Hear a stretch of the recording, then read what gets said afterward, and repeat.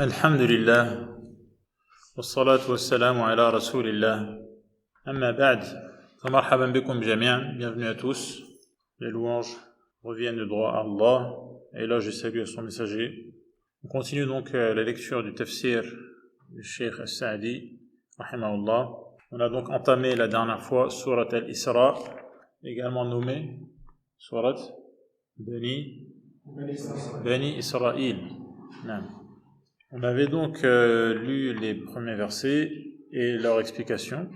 On était donc arrivé à l'annonce qui avait été faite aux Israélites, l'annonce que suite à un excès de leur part dans les péchés et le désordre répandu sur terre, le désordre des péchés, ils allaient subir la domination d'une autre civilisation, on avait dit. Les exégètes sont d'accord pour dire que ce peuple qui allait imposer sa domination aux Israélites était un peuple mécréant, sûrement de la région de la Mésopotamie, soit du côté de l'Irak, Babylone, Ninive, ou peut-être un peu plus vers la Syrie actuelle, mais en tout cas dans la région des deux fleuves, le Dijla et Al-Furat, le Tigre et l'Euphrate, ou une autre région. Et Allah avait donc annoncé qu'ils allaient ensuite reprendre des forces et regagner leur indépendance, en reprenant le dessus et en vainquant leurs ennemis. Ensuite, Allah subhanahu wa ta'ala dit « In ahsantum li anfusikum » Donc, si vous faites le bien, l'ihsan ça peut signifier adorer Allah comme si on le voyait, donc bien l'adorer, ou être bon, donc faire le bien envers les autres, être bon envers eux. In ahsantum, donc si vous êtes bon, si vous faites le bien, ahsantum li anfusikum, cela est à votre profit, à votre avantage. Qala al-Shaykh, rahimahullah, لأن النفع عائد إليكم حتى في الدنيا كما شاهدتم من انتصاركم على أعدائكم. Donc si vous êtes bon, en fait, vous êtes bon envers vous-même. En faisant le bien, en réalité, vous faites le bien à vos propres personnes. Parce que l'avantage, les conséquences positives du bien que vous faites, c'est vous qui le récoltez. C'est vous qui en bénéficiez. Même ici-bas, même l'au-delà. Comme vous avez pu le voir par la victoire qu'Allah vous a accordée et qui vous a permis d'avoir le dessus à nouveau sur vos ennemis. Donc, en fait, ils ont été dominés à cause de leurs péchés. Quand ils sont revenus vers le chemin d'Allah, donc en étant muhsinin, Allah leur a permis de reprendre le dessus. Donc ils ont pu le constater de leurs propres yeux, que s'ils sont bons, en fait, ils sont bons envers eux-mêmes, vu qu'ils sont les premiers à en profiter. En revanche, وَإِنْ أَسَأْتُمْ فَلَهَا, si vous faites le mal, c'est à vos dépens. C'est contre vos propres personnes que vous faites le mal. قال الشيخ أي فلأنفسكم يعود الضرر كما أراكم الله من تسليط الأعداء. Comme vous avez pu le voir lorsque vos ennemis vous ont soumis. Donc ils savent que leurs ennemis les ont soumis en raison des péchés qu'ils avaient commis avant. Donc c'est une règle générale dont on voit les effets. فإذا جاء وعد الآخرة أي المرة الأخرى التي تفسدون فيها في الأرض سلطنا أيضا عليكم الأعداء. Puis lorsque surviendra le dernier désordre, parce que combien de désordres avaient été annoncés? Vous vous rappelez la dernière fois? وقضينا إلى بني إسرائيل في الكتاب لتفسدون في الأرض مرتين.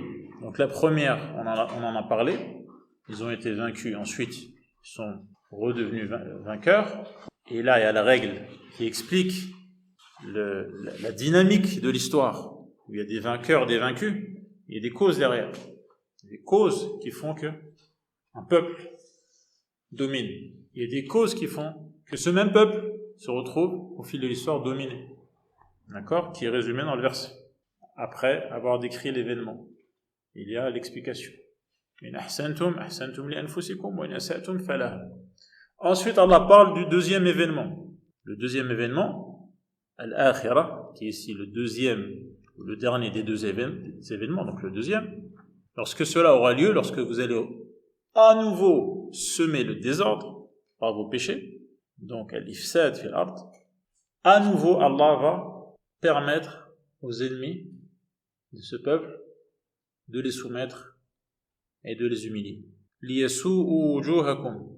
Allah suscitera contre vous vos ennemis qui vous humilieront au point où cela paraîtra sur vos visages. Ce sera visible, lisible sur leur visage.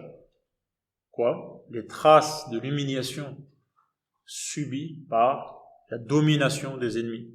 Liyasu'u wujuhakum bintisarikum bintisarihim alaykum wa sabyikum, en raison donc de la victoire que raflera l'ennemi, et en plus donc parce qu'il va les réduire en esclavage, sabi. Ils vont faire des captifs. Et en plus, waliyadkhulul masjida, al-masjida ici, donc c'est celui qui est cité au début, il est le masjid al-aqsa, al-masjid al-aqsa. Donc ces ennemis vont les mettre sous leurs bottes, et en plus ils vont entrer dans le temple de Al-Quds, d'accord, comme ils y étaient entrés la première fois. Pourquoi faire? Pour le détruire et donc le mettre dans un état lamentable. والمراد بالمسجد مسجد المراد بالمسجد مسجد بيت المقدس وليتبروا أي يخربوا ويدمروا. Donc ils entreront dans le temple sacré pour y amener la destruction. ما علوا عليه تتبيرا. Donc tout ce qui est à leur portée, ما علوا, tout ce qui est à portée de leurs mains militaires destructrices, eh bien subira l'effet de leur tyrannie, de leur injustice. تتبيرا فيخربوا بيوتكم ومساجدكم وحروثكم. Ils vont donc tout brûler sur leur passage en détruisant les maisons, les lieux de prière et également les terres cultivables. Ensuite Allah subhanahu wa ta'ala dit عسى ربكم أن يرحمكم فيديل لكم الكرة عليهم. Donc l'histoire ne s'arrêtera pas là, car Allah, on a bon espoir, leur fera miséricorde, aura pitié d'eux. Asa rabbukum an yarhamakum. Et cette pitié va se manifester par, encore une fois, un nouveau tour de la roue qui sera à leur avantage, et ils auront donc à nouveau le dessus sur leurs ennemis. Et c'est un effet de la pitié d'Allah. An yarhamakum. Farahimahum. Et c'est effectivement ce qui a eu lieu. Wa ja'ala lahum ad-dawlata. Ad-dawla, donc c'est le fait d'avoir le pouvoir, qui a ensuite donné le nom à Ad-Dawla dans le sens de l'État, c'est-à-dire ceux qui sont au pouvoir à un moment donné. Comme la roue tourne et à un moment, les uns sont en dessous, au-dessus, et d'autres donc en dessous. Ceux qui sont au-dessus, à ce moment-là, on dira lahum ad-dawla.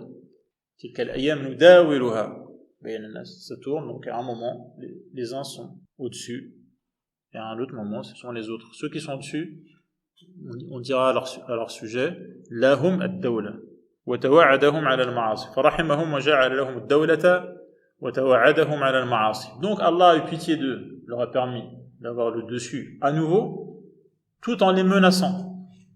Wa in 'udtum 'udna. Cependant, si vous récidivez, nous vous châtierons à nouveau. Donc péché, une perte de pouvoir, repentir et regagne le pouvoir, mais attention, ça peut recommencer. Si vous recommencez les péchés, l'humiliation reviendra. D'accord? وَإِنْ عُدْتُمْ يعني إلى الإفساد في الأرض عُدْنَا إلى عُقُوبَتِكُمْ. Et c'est ce qu'ils firent. Ils recommencèrent la corruption consistant à semer le désordre par les péchés. فَعَادُوا لِذَلِكَ فَسَلَّطَ اللَّهُ عَلَيْهِمْ رَسُولَهُ مُحَمَّدًا صلى الله عليه وسلم. Lorsque ce peuple est retombé dans les péchés, et donc a ressemé la corruption sur terre, Allah, à nouveau, leur a fait subir l'humiliation par l'intermédiaire du prophète Muhammad sallallahu alayhi wa sallam. فَانْتَقَمَ اللَّهُ بِهِ مِنْهُمْ. Et donc, par son entremise, Allah s'est vengé de ce peuple. فَهَذَا جَزَاءُ الدُّنْيَا. C'est donc ce qu'ils ont subi, ce qu'ils ont récolté comme fruit de leurs actes ici-bas. وَمَا عِنْدَ اللَّهِ مِنَ النَّكَالِ أَعْظَمُ وَأَشْنَعُ. Cependant, la punition exemplaire dans l'au-delà auprès d'Allah est encore plus amère et bien plus affreuse, effroyable. وَلِهَذَا قَالَ وَجَعَلْنَا جَهَنَّمَ. Juste après avoir mentionné la punition immédiate, dans la menace qui s'est exécutée, Allah parle du châtiment qui est encore plus grand, qui est le châtiment de l'au-delà. وَجَعَلْنَا جَهَنَّمَ لِلْكَافِرِينَ حَصِيرًا. Donc, si vous récidivez, nous vous châtierons à nouveau. Nous avons fait de la Jahannam, donc c'est un des noms de l'enfer, le lieu de détention éternelle, un lieu de détention, une prison, حصيرًا, prison éternelle pour les mécréants. حصيرًا يصلونها ويلازمونها لا يخرجون منها أبدا. Donc c'est une peine à perpétuité, où ils subiront le feu, qui ne les quittera jamais. وفي هذه الآيات التحذير لهذه الأمة من العمل بالمعاصي. Il s'agit des Israélites, des Juifs. Mais est-ce que cela ne concerne que ce peuple? Non. C'est un exemple à méditer afin de ne pas faire ce qu'ils ont fait pour ne pas subir ce qu'ils ont subi. Et donc c'est un avertissement pour nous les musulmans, en méditant et en observant attentivement ce qui s'est passé avec un peuple qui nous a précédés et qui a également reçu un livre, comme nous avons reçu un livre, qui ont été pris en charge par des prophètes dans l'enseignement, comme également on a reçu un prophète. Donc voilà ce qui leur est arrivé. Ne faites pas comme eux, car vous subirez la même chose. تحذير لهذه الأمة من العمل بالمعاصي لئلا يصيبهم ما أصاب بني إسرائيل. Donc à chaque fois que tu lis dans le Coran, Ya Bani Israël, Ya Bani Israël, on parle d'un autre peuple, mais ceux qui sont visés, ce sont nous. D'accord? فَسُنَّةُ اللَّهِ وَاحِدَةٌ. Allah a mis en place des règles, d'accord, qui se réalisent, qui se déclinent tout au long de l'histoire humaine. Et ce sont les mêmes règles pour tout le monde. Les mêmes effets, les mêmes causes donnent les mêmes effets. Les mêmes introductions aboutissent aux mêmes conclusions, quel que soit le peuple. La tubaddalu wa la tughayyar. Ce sont des normes qu'Allah a mis en place dans ce bas monde. ومن نظر إلى تسليط الكفرة على المسلمين والظلمة عرف أن ذلك من أجل ذنوبهم عقوبة لهم. Donc celui qui médite, maintenant le cheikh élargit la règle, et il dit celui qui observe attentivement comment est-ce que des mécréants, donc des ennemis d'Allah, ont réussi à dominer des musulmans. D'accord? Comment est-ce que des gens injustes ont réussi à dominer, à imposer leur pouvoir ou leur injustice aux musulmans? Celui qui médite cela, et aboutit à la conclusion que c'est en raison des péchés commis par les musulmans et que c'est une punition qu'ils subissent ici-bas. عقوبة لهم وأنهم إذا أقاموا كتاب الله وسنة رسوله مكن لهم في الأرض. Celui qui observe se rend compte que à chaque fois que les musulmans appliquent le livre d'Allah et la sunna, donc la manière de faire, ou les hadiths du prophète, à lui éloge et salut, Allah leur donne le pouvoir sur terre. Il leur permet d'avoir une emprise durable et réelle sur terre. وَنَصَرَهُمْ عَلَى أَعْدَائِهِمْ. Il leur permet de vaincre leurs ennemis. قال تعالى إن هذا القرآن يهدي للتي هي أقوم. Justement ce Coran, qui est le secret secret qui n'échappe à personne, de la force des musulmans, c'est justement le sujet du verset qui suit. Allah subhanahu wa ta'ala dit, ce qui signifie, ce Coran, ce livre qui est lu, guide vers la voie la plus droite. وَيُبَشِّرُ الْمُؤْمِنِينَ الَّذِينَ يَعْمَلُونَ الصَّالِحَاتِ أَنَّ لَهُمْ أَجْرًا كَبِيرًا. Et il annonce aux croyants qui accomplissent les œuvres pieuses, les bonnes œuvres, qu'une immense récompense leur est destinée. قال الشيخ رحمه الله يخبر تعالى عن شرف القرآن وجلالته. Allah nous informe de l'importance magnifique et grandiose de ce livre, de la majesté du Coran, en disant qu'il permet d'emprunter la voie la plus directe vers le bien, vers la récompense, vers le paradis, la plus juste, la plus droite, et a'dal wa a'la, la voie qui inclut al-aqaid wal-a'mal wal-akhlaq, une voie qui inclut les convictions, donc les plus droites et les plus élevées, les actions à réaliser, à accomplir, qui sont les actions les plus droites, les plus justes et les plus élevées, et également les manières, les bonnes manières, les plus droites et les plus justes. Allati hi aqwam, ça inclut tout cela. فَمَنِ اهْتَدَى بِمَا يَدْعُو إِلَيْهِ الْقُرْآنُ كَانَ أَكْمَلَ النَّاسِ. Le résultat, c'est que celui qui emprunte la voie que lui indique le Coran dans tous les domaines de sa vie, que ce soit des convictions fermes à avoir, des conceptions, des choses, que ce soit la manière d'agir ou la manière d'être, eh bien, ce sera l'homme le plus parfait. كَانَ أَكْمَلَ النَّاسِ وَأَقْوَامَهُمْ وَأَهْدَاهُم. Ce sera l'homme le plus juste. Ce sera l'homme qui sait le mieux, qui avance le mieux vers la bonne direction. وَأَهْدَاهُم فِي جَمِيعِ الْأُمُورِ. Et dans tout ce qu'il va réaliser dans sa vie, eh bien, il sera la personne la mieux inspirée. وَيُبَشِّرُ الْمُؤْمِنِينَ الَّذِينَ يَعْمَلُونَ الصَّالِحَاتِ. Le Coran annonce également la bonne nouvelle. Mais à qui?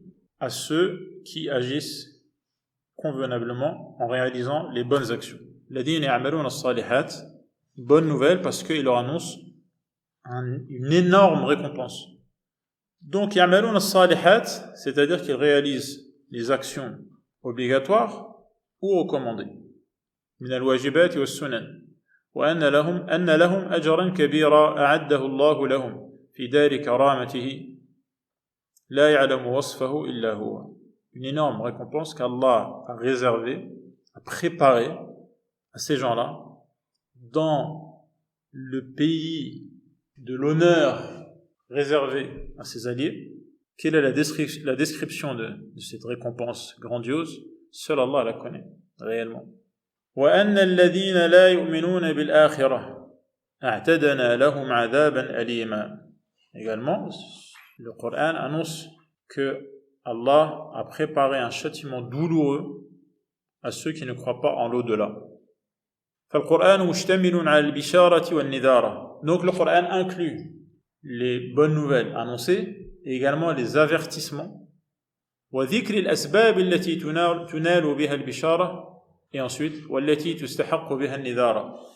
Donc comme vous avez remarqué, parce que vous êtes attentifs, il y a une bonne nouvelle qui a été annoncée, mais cette bonne nouvelle est liée à la cause qui permet de l'obtenir. وَيُبَشِّرُ الْمُؤْمِنِينَ الَّذِينَ يَعْمَلُونَ الصَّالِحَاتِ. Donc, les croyants qui agissent comme il faut. Donc il y a la bonne nouvelle et il y a la description de ceux qui méritent cette bonne nouvelle. Donc comment l'obtenir? Et également dans l'avertissement, il y a la description de ceux qui méritent le châtiment. En disant, lorsqu'Allah a dit وَأَنَّ الَّذِينَ لَا يُؤْمِنُونَ بِالْآخِرَةِ, en disant que ce sont les gens qui ne croient pas à une vie après la mort, ne croient pas au paradis, ne croient pas à l'enfer, ne croient pas au jugement dans l'au-delà.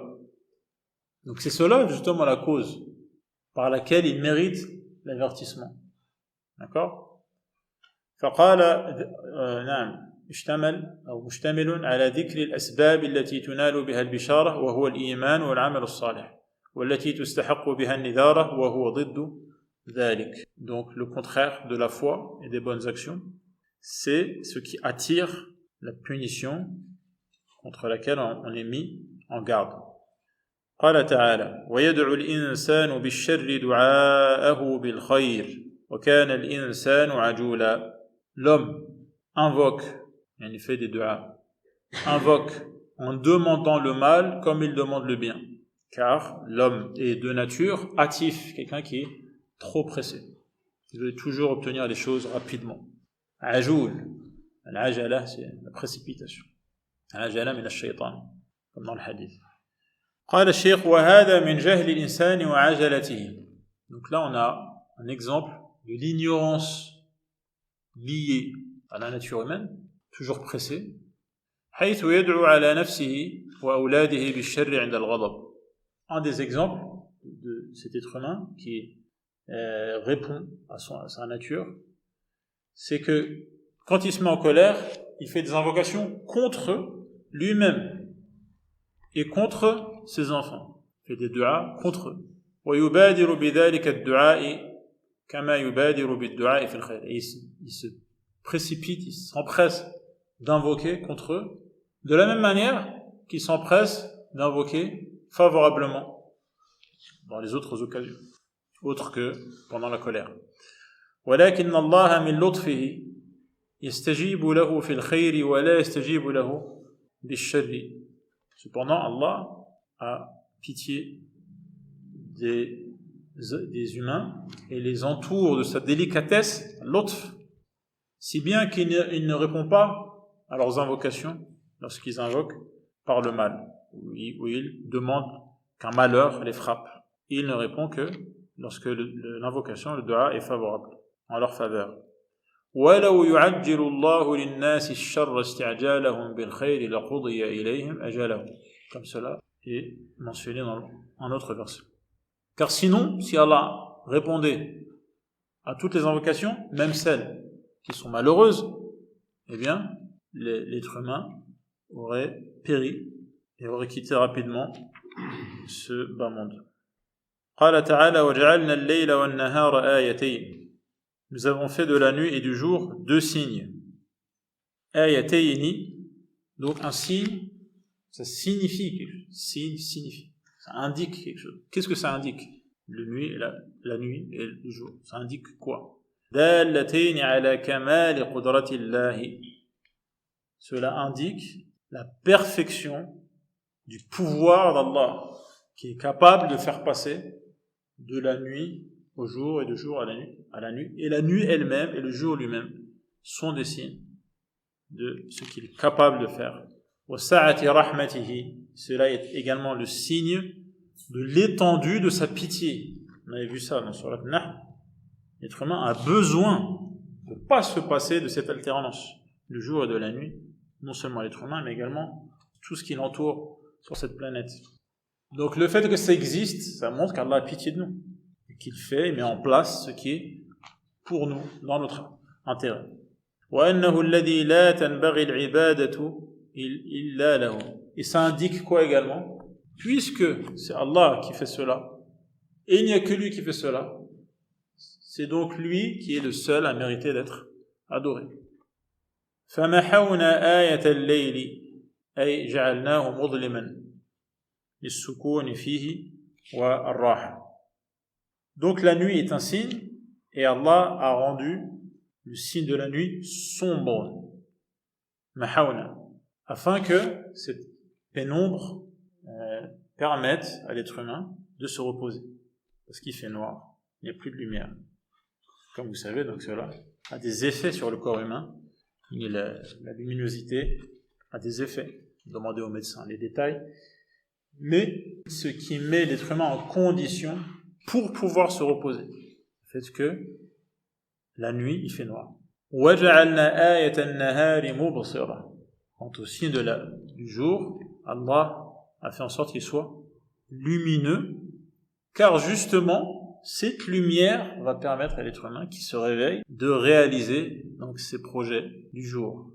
لِتَبْتَغُوا فَضْلًا مِنْ رَبِّكُمْ, ce qui permet donc ce jour lumineux de rechercher les bienfaits de votre Seigneur, chercher son pain, chercher à gagner sa vie, فِي مَعَايِشِكُمْ Wa sana'i'ikum, ceux qui ont un métier, les artisans, vont pouvoir le mettre en œuvre, travailler. Wa tijaratikum, ceux qui vendent et achètent, ou achètent et revendent, vont pouvoir le faire, pas le faire la nuit quand il fait noir, ils peuvent le faire quand il fait jour.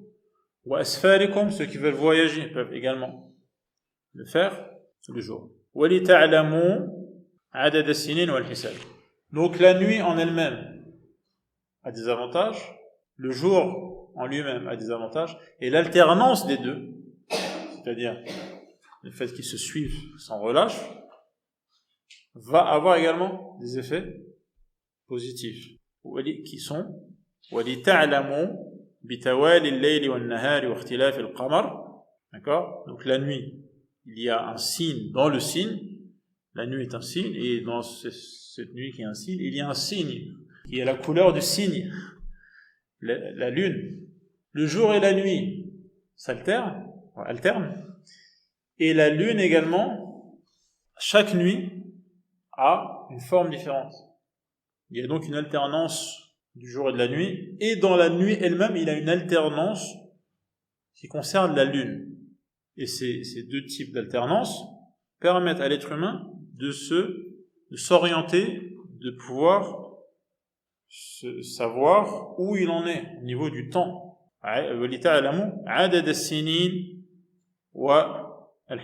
qui permet à l'être humain de dater les choses et de s'orienter chronologiquement, de savoir où il en est au niveau de l'année, au niveau des jours qui se suivent. Et ça permet également de tenir des comptes, encore, de fixer des délais. Et c'est une base nécessaire sur laquelle il est possible de greffer différents types d'événements, de relations, de transactions qui sont à notre avantage. S'il n'y avait pas cette base qui est de savoir le temps qui passe, de nombreux intérêts ne pourraient pas se réaliser.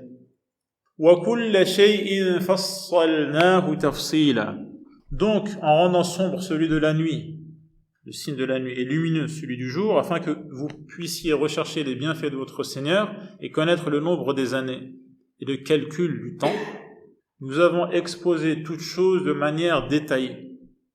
قال الشيخ أي بينا الآيات وصرفناه كل شيء لتتميز الأشياء. Donc Allah veut que les choses soient claires, veut que les choses se distinguent, qu'on puisse distinguer les choses les unes des autres, que les choses soient détaillées, qu'il n'y ait pas d'ambiguïté, de flou, comme on le voit dans la manière par laquelle Allah a organisé les choses, notamment le temps qui passe. Également, Allah veut que la vérité éclate au grand jour, justement, et se distingue de ce qui n'est pas vrai. Allah veut qu'on puisse distinguer les choses et qu'on ne reste pas dans le flou et donc l'imprécision, l'approximatif. كما قال تعالى ما فرطنا في الكتاب من شيء. Donc Allah a tout détaillé, il n'a rien laissé ambigu. Tout est clair. قال تعالى وكل إنسان ألزمناه طائره في عنقه. الآية. قال الشيخ وهذا إخبار عن كمال عدله. Allah informe ici de la perfection de sa justice. وأن كل إنسان يلزمه طائره. قال أي ما عمل من خير وشر في عنقه يجعله الله ملازما له لا يتعداه إلى غيره. Donc Allah subhanahu wa ta'ala a fait en sorte que tout ce qui émane, donc الطائر ما يطير من الإنسان أو عن الإنسان من خير أو شر, ce qui émane de l'être humain, c'est-à-dire ce qu'il fait, ce qu'il dit, comme bien ou comme mal, ne quitte pas son cou. Donc comme on sait, ce qui est attaché au cou de l'être humain ne peut pas le quitter. D'accord ? Ce qui est mis au cou ne peut pas te quitter. Quand tu mets la corde au cou, c'est fini. Donc ce qui émane de l'être humain ne quitte pas son cou. C'est-à-dire que c'est lui qui est concerné et personne d'autre. et devra rendre des comptes. لا يتعداه إلى غيره فلا يحاسب بعمل غيره ولا يحاسب غيره بعمله. Donc, tout comme tu n'es pas responsable des agissements d'autrui, également, autrui n'est pas responsable de tes agissements. Et chacun devra répondre de ses actes. Et donc, ces actes-là sont attachés à son cou. Il ne peut pas s'en défaire. وكل إنسان ألزمناه طائره في عنقه ونخرج له يوم القيامة كتابا. Nous lui présenterons un livre le jour du jugement. Un livre, le livre de ses œuvres, où ses actions sont écrites, qu'il trouvera déployé, ouvert. يلقاه منشورا. منشور. Le livre, il est ouvert. Le livre où sont inscrites ses actions. فيه عمله من الخير والشر حاضرا صغيره وكبيره. Quels que soient ses actes, aussi infimes soient-ils, sans parler des plus grands. ويقال له اقرأ كتابك كفى بنفسك اليوم عليك حسيبا. Et on dira à l'être humain, lis ton livre. Tu suffis aujourd'hui pour comptable de tes actes. وهذا من أعظم العدل.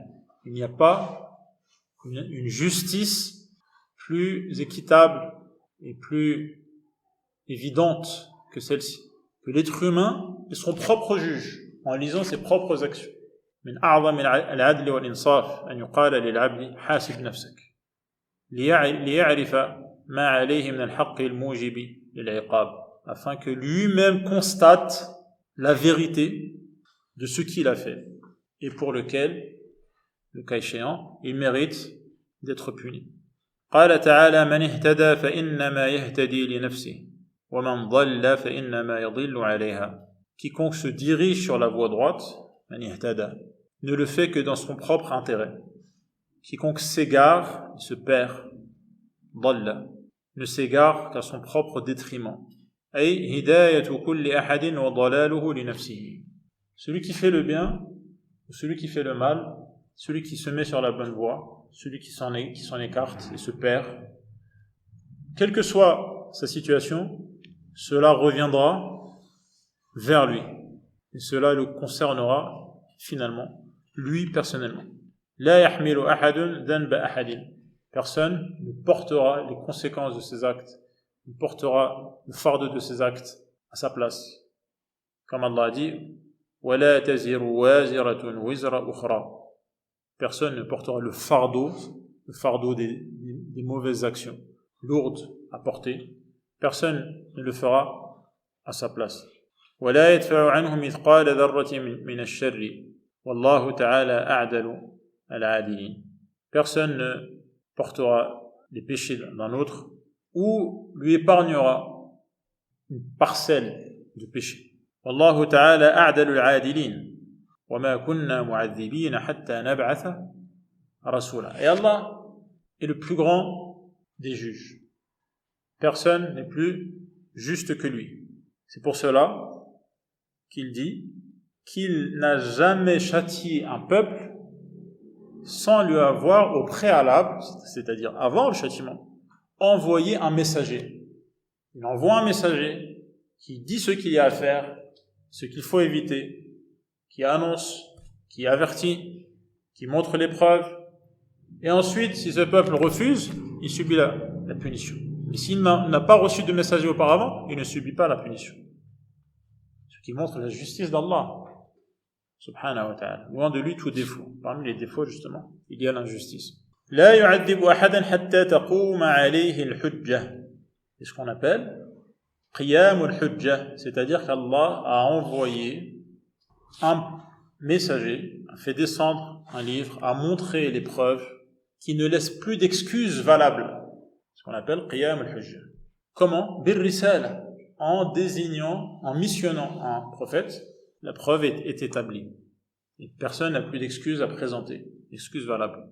ثم يعاند الحجة لا يعذب أحدا حتى تقوم عليه الحجة بالرسالة ثم يعاند الحجة. Donc Allah ne punit personne avant qu'il ait établi la preuve, qu'il ne lui laisse plus d'excuses valables parce qu'un prophète lui a été adressé, d'accord, Et c'est ensuite, s'il persiste et se rebelle face aux arguments et aux signes et aux preuves, c'est là qu'Allah le punit. Donc, ça c'est le premier cas de figure. Personne, la vérité lui est venue par l'intermédiaire du prophète, il a vu les signes, d'accord, il se rebelle, il refuse de se soumettre, il est puni. Autre cas de figure, deuxième cas de figure, la preuve vient et il se soumet docilement à cette preuve, d'accord. Troisième cas de figure, il n'a pas reçu de preuve, il n'a pas reçu de message, il n'a jamais entendu parler des prophètes, de leur religion. Lam tablughu hujjatullah ta'ala. Donc, dans les cas de figure numéro 2, cas de figure numéro 3, est-ce qu'il subit un châtiment? Il ne subit pas le châtiment. Il ne subit le châtiment que dans le cas de figure numéro 1. قال وأما من انقاد للحجة أو لم تبلغه حجة الله تعالى فإن الله تعالى لا يعذبه. Donc c'est ce que signifie le verset. وما كنا معذبين حتى نبعث رسولا. Il y a donc un seul cas de figure pour lequel il y a châtiment. C'est celui qui a reçu la risala, le message d'Allah, et qui a refusé de la suivre. Donc tous les autres cas de figure ne sont pas concernés par le châtiment. قال الشيخ استدل بهذه الآية على أن أهل الفترات وأطفال المشركين لا يعذبهم الله حتى يبعث إليهم رسولا لأنه منزه عن الظلم. Donc justement ce verset est un argument pour affirmer que les gens qui ont vécu dans des circonstances par lesquelles ils n'ont pas eu accès à l'information venant d'Allah par l'intermédiaire des prophètes, ils n'ont pas eu accès à la religion d'Allah. Notamment, al-fatra, c'est les périodes intermédiaires entre deux prophètes. Fatra, c'est une rupture ou une interruption, même si elle est passagère. Donc il y a eu un prophète qui a eu un enseignement, des gens qui l'ont suivi. Ensuite, il y a eu du temps qui est passé. Et il n'y a pas eu de prophète ensuite. C'est-à-dire il y a eu comme un creux, si vous voulez, au niveau de l'information. Et ces gens-là ont vécu à ce moment-là. Ils n'ont pas entendu parler de la religion d'Allah. Ce qu'on appelle ahl al-fatra, au pluriel, al-fatrat ou al-fatarat. Donc ces gens-là, ahl al-fatra, ou atfal al-mushrikin, les enfants des polythéistes. Donc avant, si on dit atfal, ça veut dire qu'ils ne sont pas pubères, ils ne sont pas légalement responsables. Ce verset est la preuve que ces gens-là, Allah ne les punira pas avant d'avoir envoyé un messager. Ce qui signifie qu'il se peut, donc, comme cela mentionné, d'autres textes, qu'ils vont recevoir un message ensuite, d'accord? Et en fonction de l'accueil qu'ils vont avoir, ils seront punis ou non. En effet, car Allah subhanahu wa ta'ala est loin de toute injustice. لأنه منزه عن الظلم. قال تعالى وإذا أردنا أن نهلك قرية أمرنا متر فيها الآية. Lorsque nous voulons détruire une cité, nous en multiplions les habitants les plus opulents, ceux qui vivent dans le luxe, qui se livrent à la corruption par les péchés. ففسقوا فيها. Pas seulement la corruption, c'est la déviance de manière générale. La déviance, c'est sortir du chemin d'Allah. Le fusuq, c'est sortir. D'accord? Fasaqa, basaqa. Même notion. Donc ces gens-là qui sortent de la droiture et qui sont donc dans le péché, et en plus ils ont les moyens. C'est donc les sphères, les puissants, les nantis, ceux qui vivent dans l'aisance. Et si en plus ils sont dans le péché, plus les moyens qu'ils ont, ça va être une cause catastrophique. Donc quand Allah veut une volonté liée au qadar, ça ne veut pas dire qu'Allah aime cela, qu'il est satisfait de cela, ou qu'il a instauré cela dans sa religion, non. C'est une volonté, au sens large du terme. Lorsqu'Allah veut détruire une cité, une ville, il en multiplie les habitants qui sont le plus dans le luxe, qui s'adonne au péché.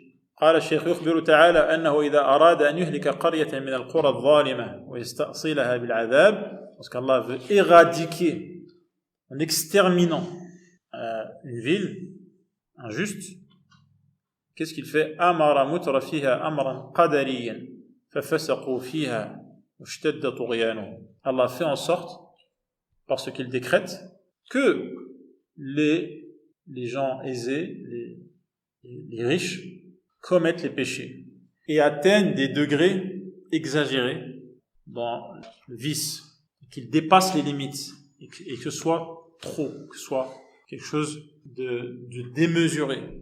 Qu'est-ce qui se passe à ce moment-là? Donc les causes sont remplies, sont réunies pour la destruction.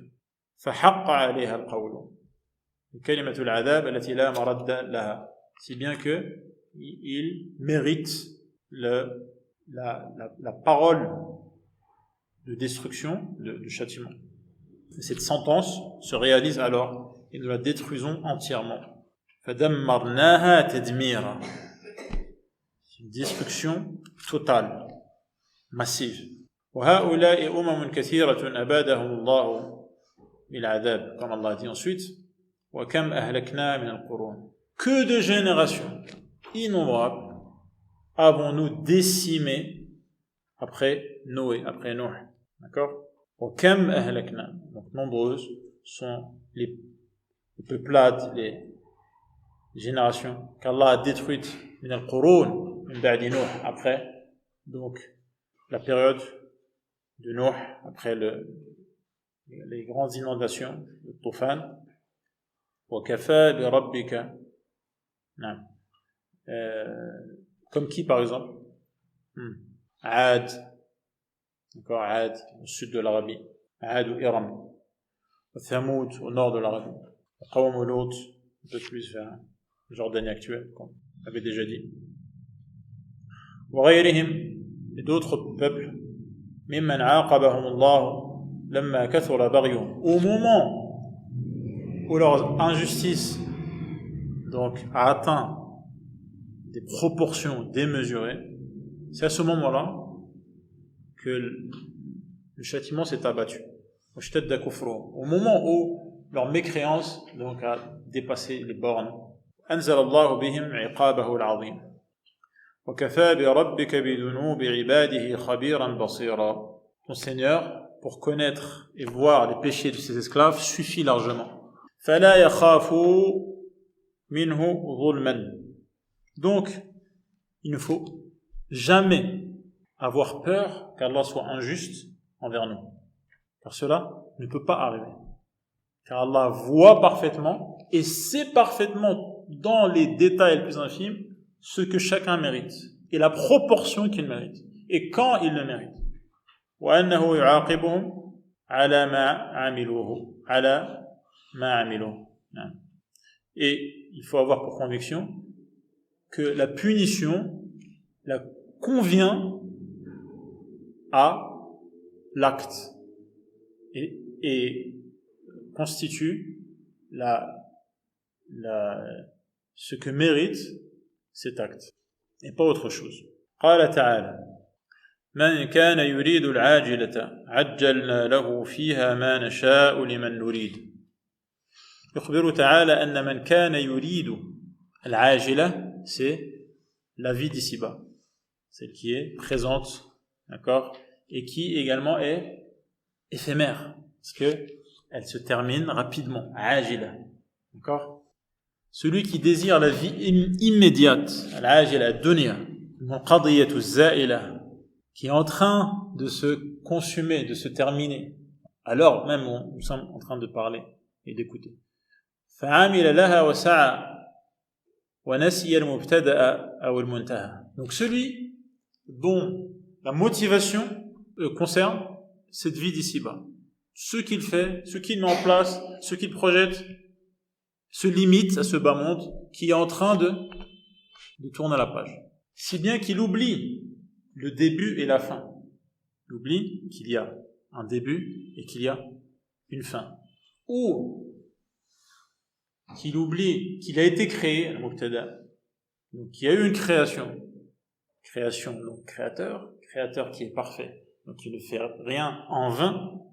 Si donc création il y a, c'est qu'il y a un but, mais il oublie le début, donc il oublie qu'il y a un but. Vous voyez? Donc il ne pense que à l'instant présent. Et il oublie également qu'il y a une fin, et donc une finalité. Il oublie cette finalité. Et il ne pense qu'à l'instant présent, tout de suite, maintenant. أن الله يعجل له من حطامها ومتاعها ما يشاء ويريد. Que va-t-il se passer avec ce genre de gens? Il agit, il s'épuise pour cette vie d'ici-bas. Allah va lui présenter rapidement ce qu'il lui a décrété, ce qu'il allait, comme Allah avait au préalable décidé, gagner dans cette vie d'ici-bas. Nous accorderons ici-bas ce que nous voulons, à qui nous voulons. Ma nasha'u liman nurid. Il va lui accorder les biens matériels à qui il veut. Mimma kataba Allahu lahu fil lawh al-mahfuz, ce qu'Allah avait déjà écrit dans la table gardée. Cependant, walakinnahu mata'un ghayru nafi'in wa la da'imin lahu. Il va accumuler des biens, mais ce sont des biens qui ne contiennent aucun bien, et également qui ne sont pas éternels. Thumma yaj'alu lahu fil akhirah jahannam. Et dans l'au-delà, il n'aura que l'enfer. On parle des gens qui ne pensent qu'à la vie d'ici-bas. Yaslaha ay yubashiru 'adabaha madmuman madhura. Il va subir directement les flammes sans intermédiaire. Madmuman madhura. Il entrera et honni, humilié, rabaissé et éloigné de la miséricorde d'Allah. Madmuman madhura. أي في حالة الخزي والفضيحة والذم من الله ومن خلقه. Il subira donc la désapprobation d'Allah et de ses créatures. Il sera démasqué, il sera humilié au grand jour, publiquement. والبعد عن رحمة الله فيجمع له بين العذاب والفضيحة. Il subira donc le châtiment et également le déshonneur. ومن أراد الآخرة. Cependant, celui dont la motivation est la vie après la mort, dans l'au-delà. فَرَضِيَهَا وَآثَرَهَا عَلَى الدُّنْيَا. Si bien qu'il est satisfait par ce qui l'attend, Inch'Allah, dans l'au-delà. Cela lui suffit. Et également, cela le pousse à faire passer l'au-delà avant la vie d'ici-bas, si bien que ses efforts, sa motivation, ce qu'il met en place, ses actes, sont tournés vers l'au-delà. سَعَالَهَا سَعْيَهَا الذي دعت إليه الكتب السماوية والآثار النبوية. Et il emprunte la voie qui mène à l'au-delà, qui est la voie à laquelle appellent les livres célestes venant du ciel, et également les traces laissées par les prophètes, traces laissées pour être suivies. Al-athar. Al-athar, au départ, ça veut dire une trace. Ça veut dire également, bien sûr, un hadith. Au départ, c'est une trace, c'est-à-dire qu'il y a des traces à suivre. Celui qui ne suit pas les traces, il se perd dans le désert des penchants et des tentations. Celui donc qui marche sur cette voie, dans la mesure du possible, en étant motivé par l'au-delà, en croyant en Allah, ses anges, ses livres, messagers et le jour dernier, c'est-à-dire tout ce qui est après la mort, ces gens-là verront leurs efforts récompensés. Donc des efforts qui seront acceptés, qui seront fructifiés, donc les bonnes actions seront multipliées, muddakharan, qui seront réservés, qui les attendront. Lahum ajruhum wa thawabuhum 'inda rabbihim. Wa ma'a hadha fala yafutuhum nasibuhum min ad-dunya. Et en plus, ils ne rateront rien de ce qui leur était réservé ici-bas. Ce n'est pas parce qu'ils agissent pour l'au-delà qu'ils vivront la misère. Bien le contraire. فَكُلًّا يُمِدُّهُ اللَّهُ مِنْهَا لِأَنَّهُ عَطَاؤُهُ وَإِحْسَانُهُ. Et Allah leur donnera quand même, car Allah est généreux et bon. وَمَا كَانَ عَطَاءُ رَبِّكَ مَحْظُورًا أي ممنوعا من أحد. Donc les dons de ton Seigneur, personne ne peut s'y opposer ou faire obstruction. Al-mahzour, attention, ce n'est pas al-mahdhour avec un val. Mahdour, ce qui est redouté. Mahdour, c'est ce qui est interdit, c'est-à-dire empêché. أي ممنوع من أحد بل جميع الخلق راتعون بفضله وإحسانه. Bien au contraire, tout le monde profite des bienfaits d'Allah qui ne sont pas interdits parce qu'Allah permet d'en profiter. هذا والله أعلم. صلى الله على محمد وعلى آله وصحبه أجمعين والحمد لله رب العالمين.